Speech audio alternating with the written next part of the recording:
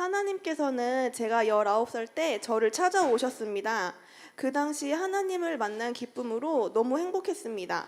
하지만 1년 후에 대학생이 되고 세상에 나가니 마음의 중심이 하나님이 아닌 세상과 하나님 사이에 걸쳐져서 살았습니다.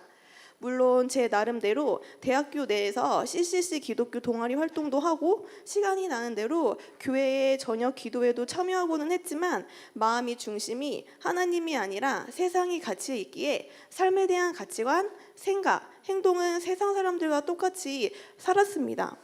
그렇게 대학 생활을 마치고 직장인이 되어서는 바쁜 직장 스케줄로 인해 다니던 교회마저 멀어지게 되었습니다.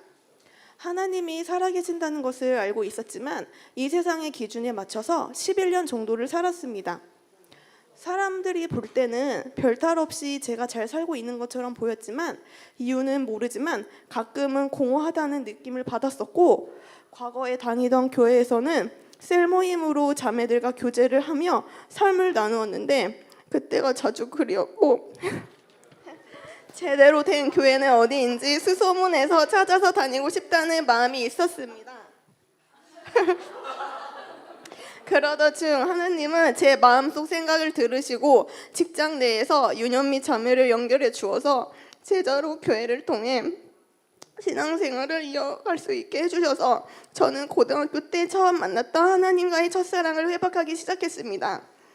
그러던 중 그 당시 저는 한 백화점에서 관리자로 근무를 하고 있었는데 코로나로 회사가 경영이 힘들어서 이직을 해야 하는 상황이 갑자기 오게 되었고, 평소에 안정성을 추구하는 저는 이번 기회에 학교에서 일하는 행정직 공무원이 되기를 결심을 하고 범사에 나와 함께 하시는 하나님을 의지하고 신뢰하며 공부를 하게 되었습니다. 세상 기준으로 제 나이가 20대가 아니라 30대 초반이어서 어린 나이가 아니라고 생각을 해서 공부하는 데 마음이 조급하였고 제 스스로를 힘들게 하였습니다.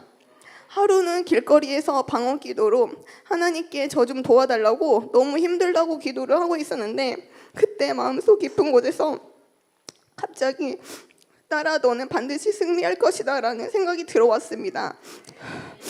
이것은 저를 위로해주고자 하는 하나님의 음성이라고 생각을 하여 하나님의 은혜로 큰 힘을 얻었고 14개월 버티며 공부를 하였습니다.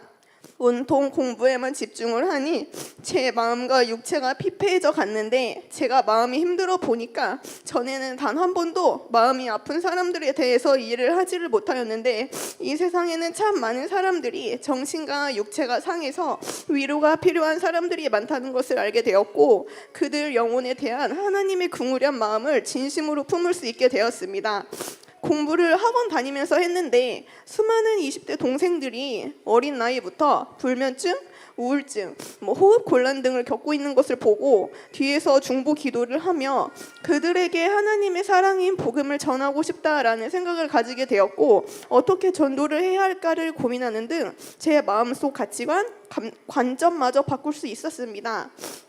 공부는 매일 평균 15시간, 16시간을 하였지만 성적이 오르지 않아서 시험 보기 3개월 전까지도 500점 만점에 모의고사 기준으로 380점이 최고 점수였습니다.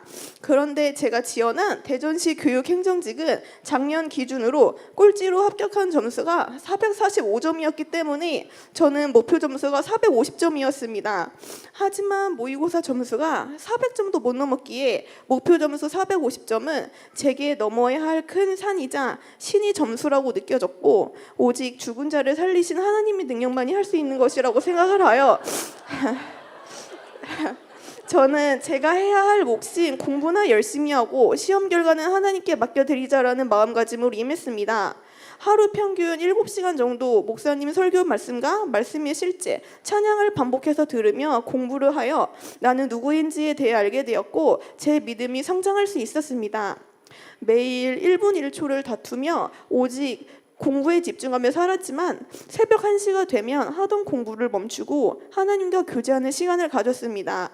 또한 매일 주일마다 교회에 나가 예배를 드렸으며 틈틈이 안종순 전도사님과 셀모임과 기도 시간을 가졌습니다. 수험 기간에 제게 가장 소중한 것은 시간이었는데 그 시간을 오직 하나님께는 아낌없이 내어드렸습니다. 공부를 하면서 마음이 지쳐서 가위 눌림과 불면증을 자주 겪었는데 이때 제가 남을 위해 중보기도를 잠시라도 하면 그날따라 불면증 없이 잠을 잘 자게 된다는 점을 깨닫고 나서는 세런들뿐만 아니라 저희 지인들을 위해 본격적으로 기도를 하며 살았습니다. 그렇게 시험 당일이 왔고 기적이 나타났습니다. 평소 모의고사 시험을 치를 때에는 집중력이 흐트러져서 시험 보는 동안 잡생각이 나기도 하였는데 실전에 임하니까 여태까지 겪어보지 못한 최고의 집중력을 발휘할 수 있었고 문제의 난도가 너무 쉽게 느껴졌습니다.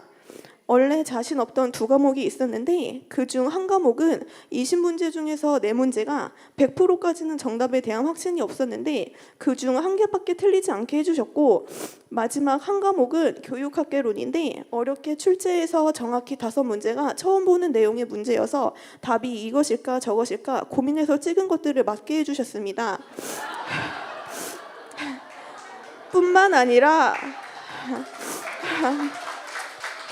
뿐만 아니라 당일 아침 하나님께서는 제가 부족한 부분을 흩어보게 해주셨고 그 흩어보였던 내용에서 3문제가 나오게 하시는 등 하나님은 다양한 방법으로 당일날 저를 도우셔서 500점 만점에 460점 고득점을 얻어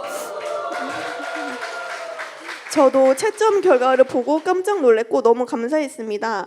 최종적으로 대전교육행정직 공무원은 30명을 뽑는 것인데 저는 771명 중에 7등으로 합격을 하게 되었습니다.